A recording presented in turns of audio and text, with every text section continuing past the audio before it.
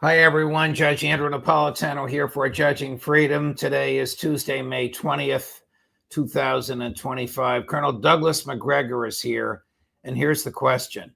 How close is the United States to war with Iran? Colonel McGregor, welcome here, my dear friend. I do want to talk to you at some length on your observations and conclusions about the likelihood of war with Iran, but first to some issues involving Ukraine, particularly animated by President Trump's 2-hour phone call with President Putin. Do you think the Americans understand the Kremlin's mentality that it would not and hasn't historically stopped fighting for the purpose of negotiating, that it has conducted both negotiations and fighting at the same time? And secondly, that it will hold fast to its initial demands, which were part of the agreement in Istanbul and which it expects to achieve by the special military operation? I think the easy answer is no. I don't think we have the slightest idea how the Russians think about their country and about this war. That's one of the major problems. We have a bad habit of projecting onto the Russians an intellectual framework or a cultural framework which is our own. And as a result, it's very hard for us to understand them. I mean, they are willing to negotiate, but keep in mind, we are a co-belligerent. We're in no position to mediate a solution or an agreement of any kind. We are part of the problem. So they're happy to talk to us, but they're not going to cease operations until we demonstrate conclusively that the Ukrainians and we will respect the initial position that they've always taken. So until we do that, nothing will change. And I don't see much evidence that we're going to do what is required. I think we're already talking about walking away from it. At least that's my impression from the things that Mr. Rubio has said and Vice President Vance has said. Here's what President Putin had to say after the conversation with President Trump. I thought he was very astute, saying our key objectives have always been the same: to identify the root causes of this military operation. Chris, cut number 8.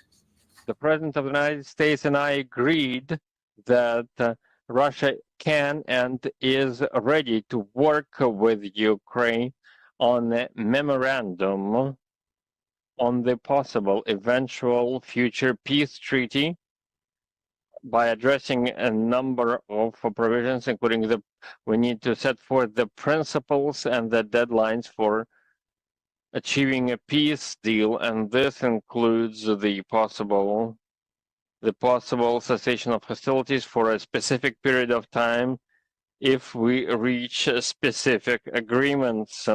This gives us hope that overall we're headed in the right direction. This was a very constructive conversation. I think that both Russia and Ukraine must do everything to contribute to peace, and they must find the compromises that would suit all the parties involved. I would like to say that overall, Russia's position is clear. Our key objective is to identify the root causes of this crisis. We all know what the Russian objective is. He stated it before the war started. It was restated again in the agreement that the Russians and the Ukrainians agreed to before Joe Biden and Boris Johnson talked then lawfully President Zelensky out of it. We all know what those agreements were. Is there any reason to think that Vladimir Putin would change his mind? He's on the cusp of a military victory. No, I don't think so. But there's also no reason to expect that Mr. Zelensky is going to accept those conditions. He's not going to accept the permanent incorporation of the Eastern Oblasts into Russia, along with the legitimate ownership of Crimea in Russian hands. He said that repeatedly. So under those circumstances, it's hard to imagine anything good coming out of this, although I think President Trump has a habit of hearing what he wants to hear. And I think he heard a willingness to end the war, which is clear. Nobody in Russia wants this war to go on in perpetuity, least of all Vladimir Putin. They've lost 120, 130,000 killed. I don't know how many wounded. The Ukrainian losses, of course, are much higher, probably 1.5 million killed in action. How many wounded is anybody's guess. But Zelensky's in no mood to accommodate anything connected with Russia's core position. Well, then there will be no amicable resolution of this. It'll be a military resolution, or there'll be some new government in Ukraine that will resolve it by treaty. Well, Judge, obvious. Judge, it's also pretty clear if you look at the numbers of discontented officers and soldiers in the Ukrainian army, that if fighting were to stop in eastern Ukraine for any length of time, I think tens of thousands of Ukrainian veterans would turn their attentions to Zelensky in Kiev. And I don't think he would survive it. I think there's great bitterness right now in the field towards the regime in Kiev. And they hold him responsible for these massive losses and dramatic failures. I don't think there's an understanding of that in the Trump administration at all. If they understood that, they would go back and do what we've urged them to do from the very beginning.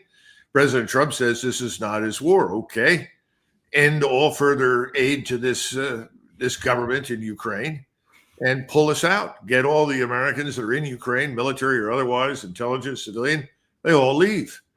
All he's done by failing to do that is extend the Biden policy, sadly. He said it as recently as yesterday, and it irritates me when he says it, because he should accept responsibility for the war that he's funding. Chris, cut number 9.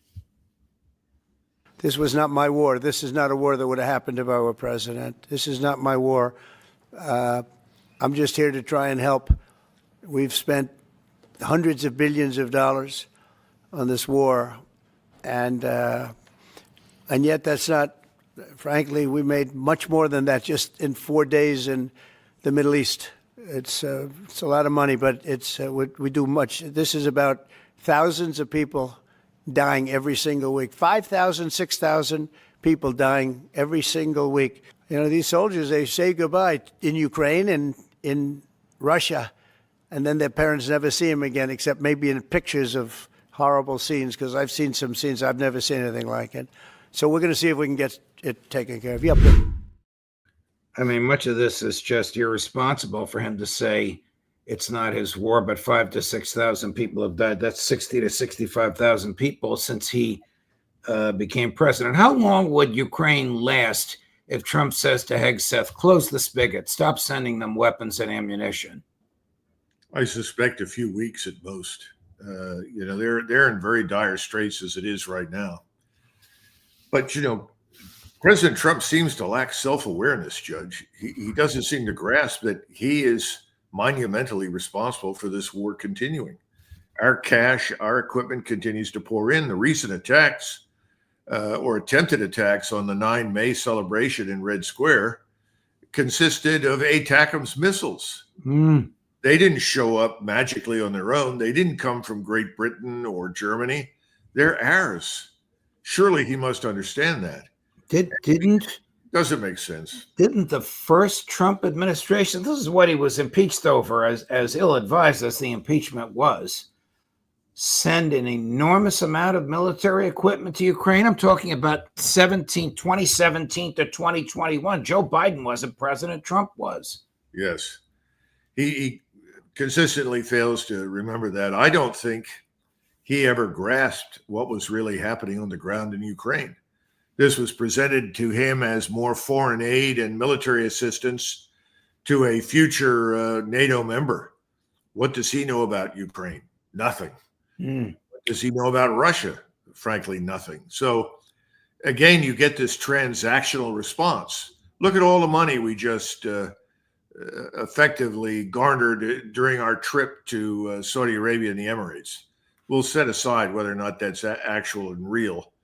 And just think about that statement. And we've lost hundreds of billions in Ukraine. What is going on here? Mm. This is not the art of the deal. We're talking about national interests and the survival of peoples and nations. It doesn't seem to sink in with him at all. Do you think the Russians understand that there are two disparate teams that whisper into his ear, the American firsters, like the vice president and Mr. Witkoff, and the neocons, like Sebastian Gorka and Marco Rubio? I don't know what the vice president is saying, because the vice president is equally uninformed about Ukraine and Russia. I don't see much evidence he understands what's happening over there. The only thing he has said, which is to his credit, is, I think we should terminate this and move on. Okay, thank you very much. But there's no understanding of what that means. How do you terminate it? And you have to terminate it along the lines we just discussed. You can't make statements that say, well, I've had it, we're leaving, we're walking out. You have to end the aid, and you have to start withdrawing everyone who's part of it. This is the problem the Europeans are having, because on the one hand, he says these things, I want to end this, and this is bad. And then he turns around and tells the Europeans that the Russians are now flexible and willing to negotiate and are ready to sign up for a ceasefire, when they know categorically that's not true, because the initial conditions that the Russians have always stipulated have not been met. So I think there's confusion across the board. The only people that are not confused are Moscow and Zelensky. Zelensky knows what he wants, which may involve the complete death of his own country, his nation, but that's what he's going to stand on. Colonel Tom Fletcher, who's the UN High Commissioner for Human Rights, told the National Security Council yesterday that 14,000 Gazan babies will die in the next 48 hours if they don't get nutrition, and that 5,000 of them died in the past 2 weeks. Whatever happened to the resistance we heard about? Whatever happened to the utter moral revulsion about what's happening in Gaza, and the determination to use force to stop it? Well, it doesn't exist in the United States for all intents and purposes. I don't see any evidence for it. I think that the Israel lobby has absolute, unchallenged control over what's happening on the ground in Gaza. And that means that people in Washington are going to unconditionally support Mr. Netanyahu and whatever he decides to do with the forces at his disposal. There's nothing that's changed. I remember Gaza is this wonderful piece of real estate that, if it were only simply developed the right way, would be a mecca for everyone. That's the president's view. I don't know what to make of it. What about resistance in the Middle East? Egypt, Jordan, Turkey.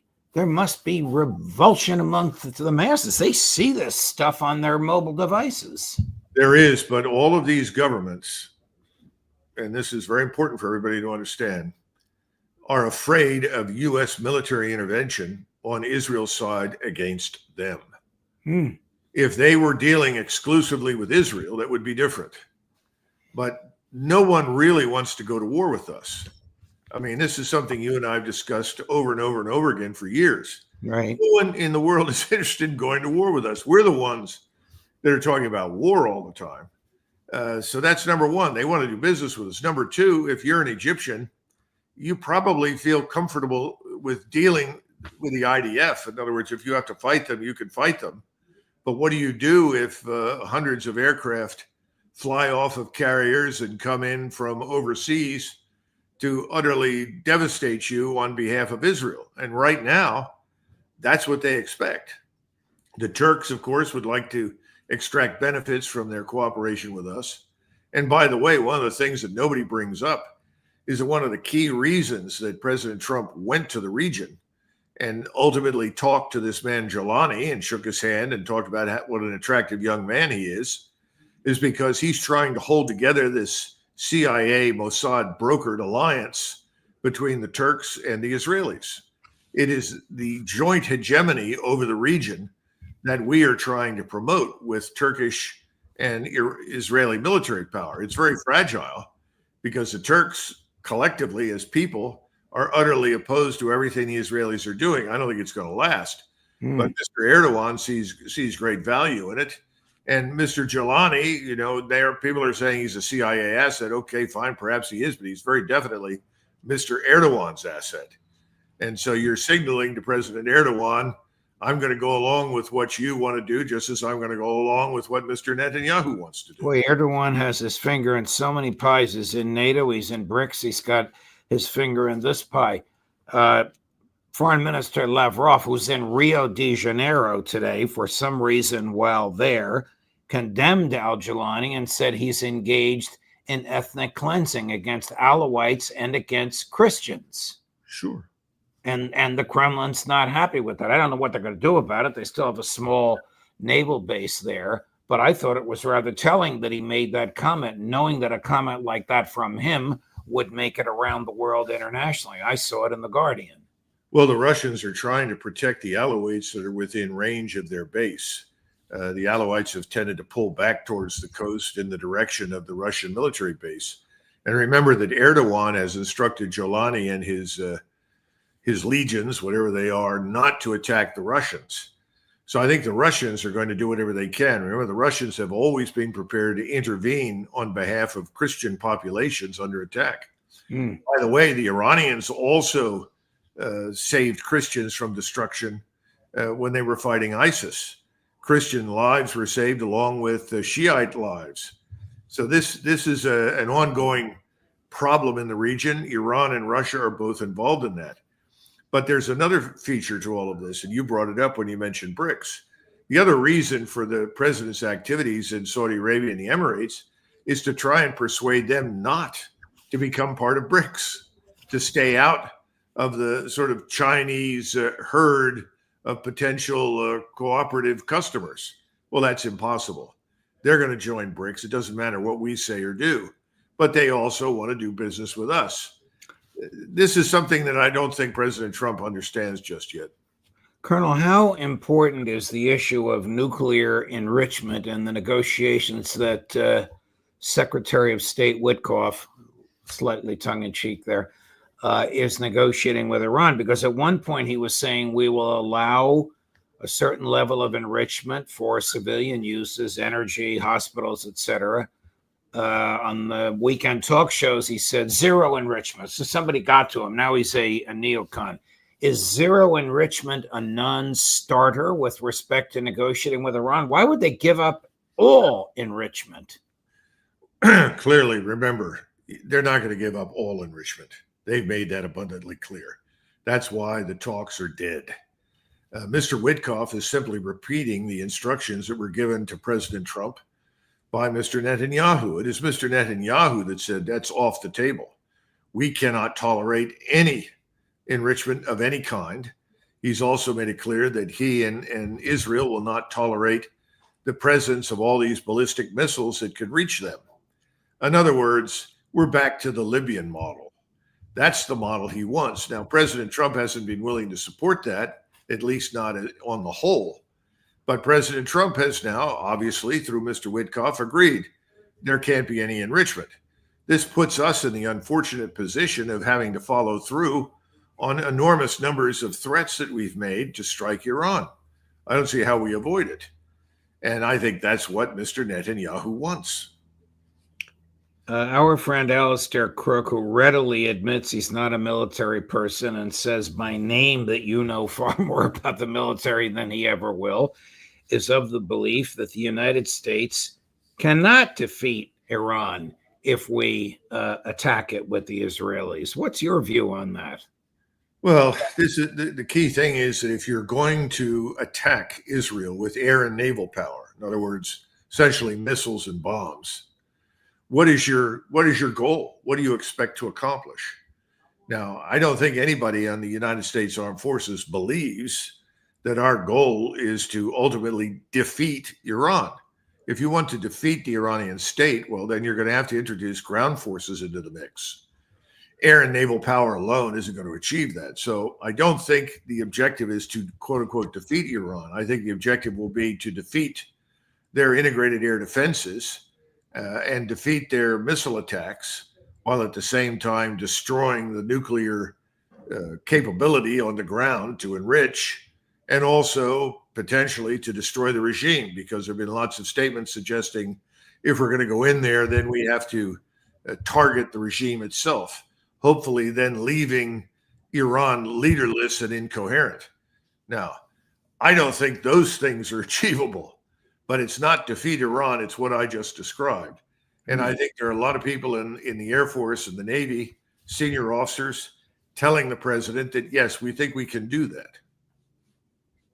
Can Netanyahu and his partners in the American government, which is a large array of people, talk Trump into this sort of an attack on Iran simply because they won't agree on an enrichment number, a concept that the American public won't grasp?